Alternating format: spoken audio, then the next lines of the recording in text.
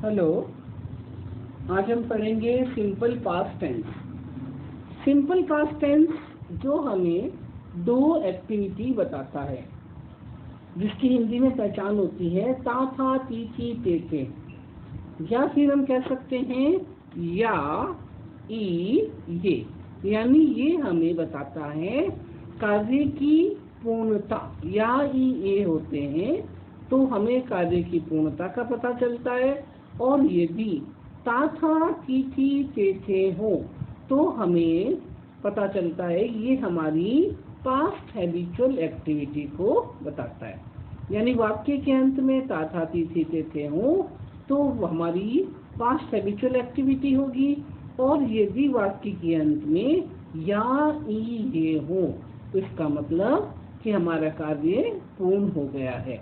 दोनों को ही हम लिखते हैं सब्जेक्ट। इंग्लिश में पहचान होगी सब्जेक्ट वर्ब की सेकंड फॉर्म और ऑब्जेक्ट। यदि नेगेटिव बनाना हो तो हम लिखेंगे सब्जेक्ट डिड नॉट वर्ब की फर्स्ट फॉर्म ऑब्जेक्ट, क्योंकि नॉट के साथ हमेशा हेल्पिंग वर्ब लगती है, और इस टेंस की हेल्पिंग वर्ब है डिड।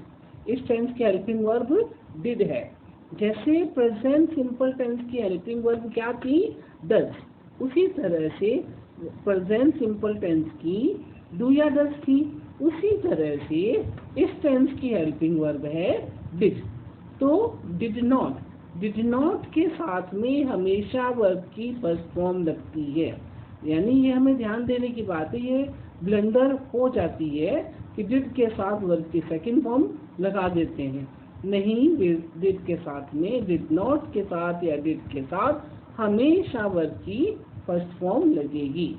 इंटरोगेटिव बनाना हो तो हेल्पिंग वर्ब आगे रखते हैं, तो इस टेंस की हेल्पिंग वर्ब है डिड, और डिड को हमने आगे लिखा सब्जेक्ट वर्ब की फर्स्ट फॉर्म ऑब्जेक्ट। यानी कभी भी इंटरोगेटिव बनाना होता है तो हेल्पिंग वर्ब को सब्जेक्ट से पहले लिखा जाता है, और इस टेंस की हेल्पिंग वर्ब है डिड, तो हमने डिड को सब्जेक्ट से पहले लिखा और वर्ब की फर्स्ट फॉर्म और ऑब्जेक्ट। अब है हमारे इस टेंस के एडवर्बियल। इस टेंस के एडवर्बियल में सभी समय बताने वाले शब्द जो हमें पास्ट समय बताते हैं, जैसे लास्ट। अब लास्ट के साथ में last day, last month, last year, last night, last morning, last evening, हम लास्ट के साथ में हम कुछ भी लिख सकते हैं। Yesterday and any past time, जैसे चाइल्डहुड है, यूथ है, एनी पास्ट टाइम, कोई भी समय, बीता हुआ समय इसमें आएगा। When and while clause. अब ये क्लॉज मीन्स हमारा होता है उपवाक्य। व्हेन एंड व्हाइल क्लॉज, इस टेंस में व्हेन एंड व्हाइल क्लॉज का भी इम्पोर्टेंस है, क्योंकि ये हमें हमारी पास्ट हैबिचुअल एक्टिविटी बताती है किसी विशेष समय में या विशेष अवधि में। In this clause we find some incidents or happenings at a fixed time or period। इस क्लॉज में हमें कुछ घटनाएं या कुछ आदतें, हमें हैपनिंग्स मिलती हैं जो फिक्स टाइम में हो या फिक्स पीरियड में हुई हो। In other words, it tells us about incidents happened in past, or past habitual activities are also expressed in this clause। यानी पास्ट हैबिचुअल एक्टिविटीज इस क्लॉज में बताई जाती है। With this we use always, never, seldom, every, each, etcetera. ये इसके साथ में जितने भी हमारे सिंपल प्रेजेंट टेंस के एडवर्बियल्स हैं उनको हम इसमें यूज करते हैं, क्योंकि सिंपल प्रेजेंट टेंस के एडवर्बियल हमें प्रेजेंट हैबिचुअल एक्टिविटी बता रहे हैं, और जब उन्हीं एडवर्बियल को हम व्हेन और व्हाइल के साथ यूज कर रहे हैं तो ये हमें हमारी पास्ट हैबिचुअल एक्टिविटी बताते हैं। These adverbials express our past habitual activity when they are used with when and while। यानी ये सारे एडवर्बियल यदि when और while के साथ यूज होते हैं तो ये हमें क्या बताते हैं? हमारी पास्ट हैबिट को, हमारी पास्ट हैबिचुअल एक्टिविटी को या पास्ट हैबिट को, किसी विशेष समय की आदत को किसी विशेष समय की घटना को बताते हैं। For example, when he was in Delhi he come to meet me every Sunday. When he was Delhi, it means this is the time period. When is the time period? This is the special time. जब वो दिल्ली में था, he कम की form बनाने हम came लिखेंगे। कम की form भरनी हो तो came। क्यों? क्योंकि ये हमें उसकी पास्ट हैबिट बता रहा है कि he came to meet me every Sunday. It is his habit to come to meet me every Sunday. When I was a student, I never missed my class. So, when I was a student, this is a special time. It means when I was a student, it is a fixed time. It is the time of my student period. I never missed की form भरनी हो तो missed verb की second form, ये never बता रहा है मेरी आदत को। It means I never missed my class. तो when और while में जब कभी भी, always, never, seldom, every, each, mostly, generally, often, regularly, daily, ये सारे एडवर्बियल आ जाएं तो भी हम वर्ब की सेकेंड फॉर्म लिखते हैं, क्योंकि उस समय ये हमारे को हमारी पास्ट हैबिट के बारे में बताते हैं। रूल्स, टू बी और बी, टू बी हो वाज वर्ब लिखते हैं। इसकी 5 फॉर्म होती हैं, is, am, are, was verb. जैसा कि आपको बताया था कि हर दूसरे टेंस में इसकी फॉर्म चेंज हो जाती है, 2 टेंस की एक सी होती है।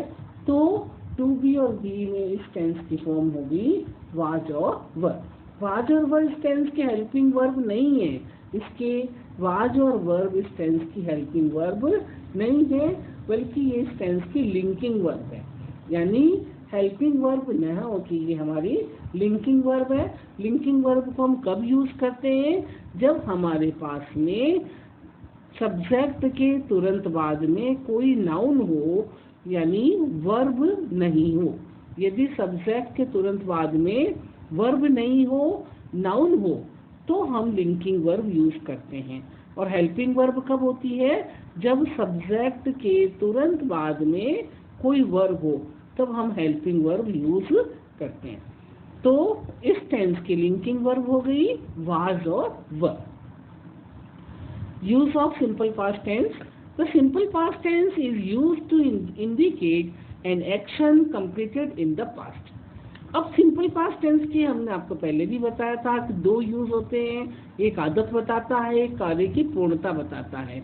तो देखिए, the simple past tense is used to indicate an action completed in the past. यानी सिंपल पास्ट टेंस हमें काम में हम लेते हैं जब ये हमारे किसी कार्य को पूर्ण होना बताता है।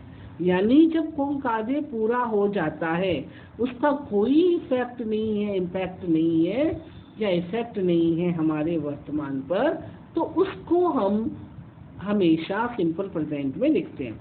जैसे वो बाजार गया, इट मीन्स बाजार जाकर आ भी गया होगा, तो इसको लिखा जाएगा ही वेंट टू मार्केट। यानी जो कार्य पूरा हो जाता है पास्ट में, उसको हम सिंपल पास्ट टेंस में लिखते हैं। It often occurs with adverb और adverb phrases of past time. यानी कंप्लीटेशन ऑफ जो एक्ट है वो हमेशा किसके साथ लिखा जाता है? उन एडवर्बियल के साथ, या तो जो पास्ट की बताती हो या वो फ्रेज ऑफ पास्ट टाइम की हो। जैसे व्हेन और व्हाइल ये फ्रेज है पास्ट टाइम की, तो इनके बताती हूँ तो उनके साथ लिखा जाता है।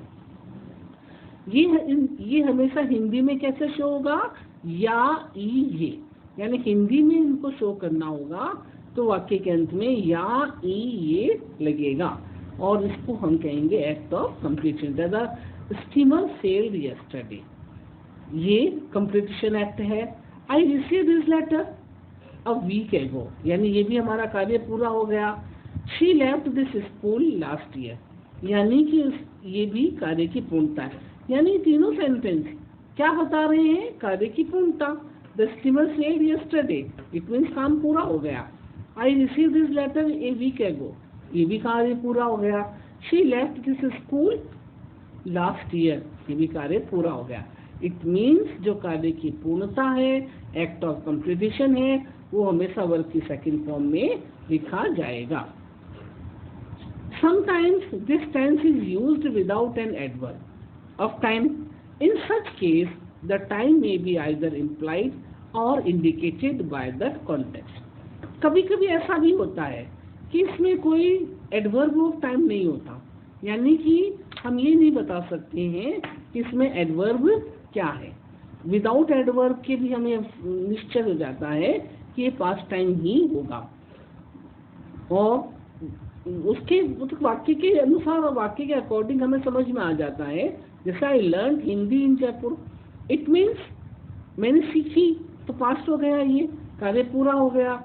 आई लर्न हिंदी इन जयपुर कि I did not sleep well, ये अंडरस्टूड है कि I did not sleep well, it means last night, तो लास्ट नाइट नहीं है, तब भी हमने इसको पास्ट टेंस में ही लिखा, क्योंकि ये अंडरस्टूड है कि मैं सोई नहीं रात को, तो रात को सोई नहीं तो कल रात ही होगा, इसलिए इसको लिखा जाएगा।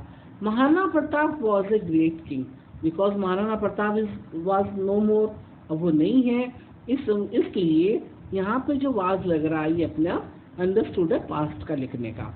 To indicate past habitual activities, अब पास्ट हैबिचुअल एक्टिविटीज को बताने के लिए हमेशा सिंपल पास्ट टेंस यूज किया जाता है, और उस समय इसके साथ वाक्य के अंत में, हिंदी में वाक्य के अंत में ता थी, ता था, थी, थे लगते हैं। यानी जब कभी भी पास्ट हैबिचुअल एक्टिविटीज को बताएगा तो वाक्य के अंत में ता था, थी, थे लगेंगे, और जब कभी भी कार्य की पूर्णता को बताएगा तो वाक्य के अंत में या, ई और ये लगेगा। We studied many hours daily. Daily, अब डेली ये हमें बता रहा है हमारी पास्ट हैबिट को, हम घंटों पढ़ा करते थे। She always carried an umbrella, ये इसकी पास्ट हैबिट है, तो she always यानी वो हमेशा अम्ब्रेला रखती थी।